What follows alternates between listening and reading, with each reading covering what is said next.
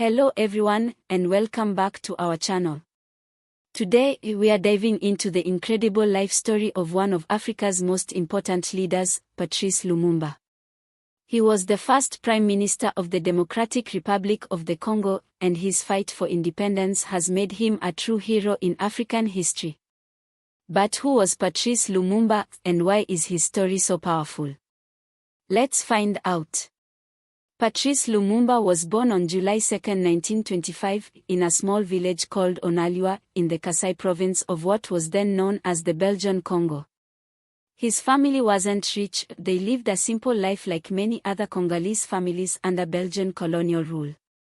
But even as a young boy, Lumumba was very smart and curious about the world around him. He went to a Protestant missionary school where he quickly stood out as a bright student. Later, he attended Catholic schools, learning about different subjects and becoming more aware of the unfair treatment of his people by the Belgian colonial authorities. Imagine growing up in a place where everything is controlled by foreigners, and your people have very little power. This experience really shaped Lumumba's thoughts and beliefs. In the late 1940s, Lumumba moved to Leopoldville, now known as Kinshasa, and later to Stanleyville, now Kisangani. Here, he found work as a postal clerk, but more importantly, he started to see the harsh realities of colonialism up close. The Congolese were treated as second-class citizens in their own country. They faced racism, poor working conditions, and had no say in the government. Lumumba became more involved in politics and joined the Liberal Party of Belgium, which was rare for a Congolese at that time. He began writing articles and essays criticizing the Belgian colonial system and calling for equal rights for the Congolese people. His words started to attract attention, both from other Congolese who shared his views and from the Belgian authorities, who saw him as a troublemaker. In 1958, Lumumba took a bold step forward by co-founding the Congolese National Movement, or MNC. This was a political party that called for immediate independence for the Congo, without any conditions or delays. The MNC quickly became popular among the Congolese people, who were tired of living under colonial rule. But with popularity came danger. In 1959, Lumumba was arrested for organizing a protest against the colonial government in Stanleyville. The protest turned violent, and Lumumba was blamed for the chaos. He was sentenced to 6 months in prison, but instead of breaking his spirit, this only made him more of a hero in the eyes of many Congolese. They saw him as a leader who was willing to stand up against the powerful Belgian authorities. As the 1960s approached, the call for independence was growing louder, not just in the Congo but all over Africa. In January 1960, Belgium agreed to hold a roundtable conference in Brussels to discuss the future of the Congo. Lumumba, fresh out of prison, was one of the key leaders representing the Congolese people. At the conference, Lumumba made it clear that the Congo wanted complete independence right away. He wasn't interested in waiting or compromising. His speeches were powerful and full of passion, and they resonated with the Congolese people who were eager for change. And on June 30, 1960, their dream became a reality. The Congo was officially declared independent from Belgium, and Lumumba became the first prime minister of the new nation, with Joseph Kasavubu as the president. Being the prime minister of a newly independent country wasn't easy. The Congo faced many challenges: ethnic divisions, economic problems, and the ongoing influence of Belgium, which still had its eyes on the Congo's rich mineral resources.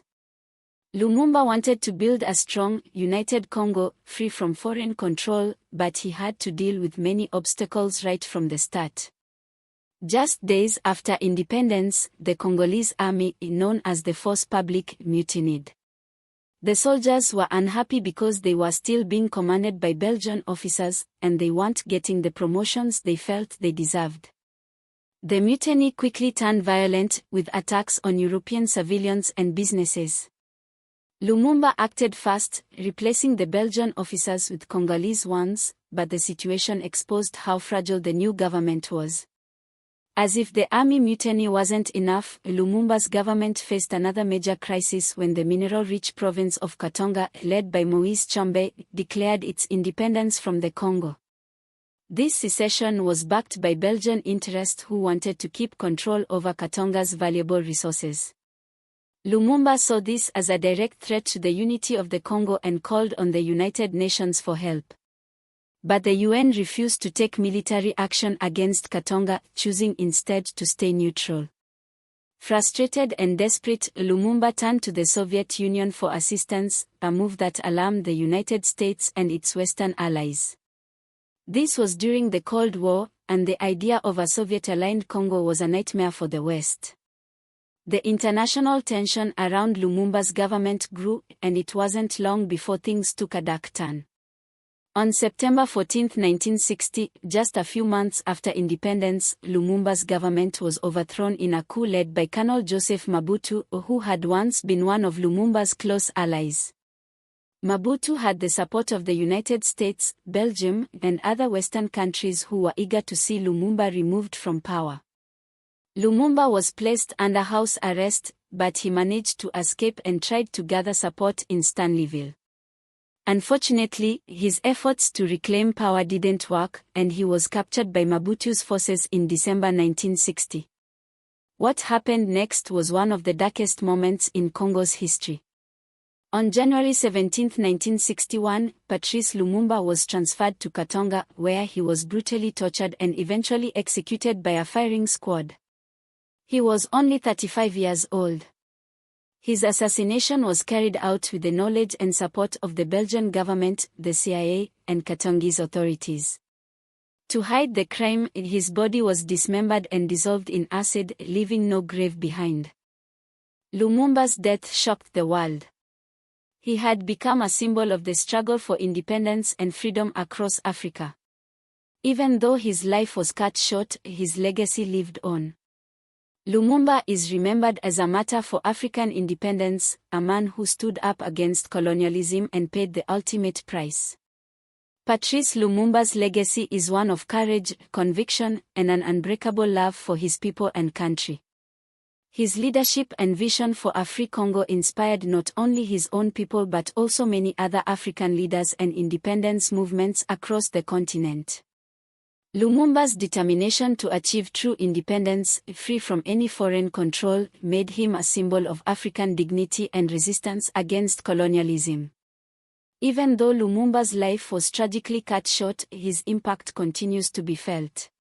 Throughout Africa, he is remembered as a martyr for the cause of independence. Many streets, schools, and public squares across Africa are named after him, and his image remains a powerful reminder of the struggles faced by African nations in their fight for freedom. In the Democratic Republic of the Congo, Lumumba's name is still revered. Despite the country's ongoing challenges, including political instability, economic difficulties, and conflicts, the memory of Lumumba's dream of a united, independent, and prosperous Congo continues to inspire new generations.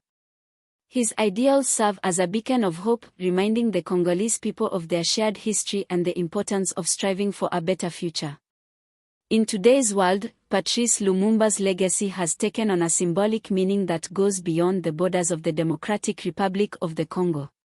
For many Africans, he represents the enduring struggle for self-determination, justice, and equality. His story is taught in schools, remembered in speeches, and honored in cultural works across the continent. Lumumba's ideals resonate particularly with young Africans, who see in him a role model for standing up against oppression and fighting for what is right. His speeches, full of passion and hope, are still quoted today as a source of inspiration for those who continue to work towards the realization of his vision for Africa, a continent free from exploitation, where every nation can determine its own destiny. The challenges Lumumba faced during his time as Prime Minister, such as ethnic divisions, foreign interference, and the struggle to build a functioning state from the ruins of colonialism, are still relevant today. The story of his life and the lessons that can be drawn from it remain important for understanding the complexities of post-colonial Africa. Patrice Lumumba's influence is not confined to Africa alone. Globally, he is recognized as one of the key figures in the fight against colonialism. His commitment to the principles of freedom, equality, and justice has inspired liberation movements and leaders around the world. Lumumba's struggle against the forces of imperialism and his tragic death are often cited in discussions about the Cold War, particularly in the context of how global powers influence the fate of newly independent nations. His life is a powerful reminder of the complex interplay between local and global politics, and the impact that the ambitions of powerful nations can have on the sovereignty of others. As we reflect on Lumumba's life, it is clear that his contributions to global history are immense. His vision for a united and independent Africa remains a powerful idea, and his life story continues to serve as a source of inspiration for those who believe in the fight for justice and human dignity. Patrice Lumumba's story is one of tragedy, but also of incredible bravery and hope. He dreamed of a Congo that was free and prosperous, where every citizen could live with dignity. Though his life was cut short, his dream lives on in the hearts of millions. Lumumba's legacy reminds us that the fight for freedom and justice is never easy, but it's a fight worth taking on. As we look to the future, let's remember the lessons of his life and strive to build a world where everyone can live with the freedom and respect that they deserve. Thank you for joining us on this journey through the life of Patrice Lumumba. If you found this story as powerful as we do, please give this video a thumbs up, share it with others, and subscribe to our channel for more stories about the leaders who have shaped our world. Together, let's keep the spirit of Lumumba alive. Thanks for watching, and subscribe for more stories.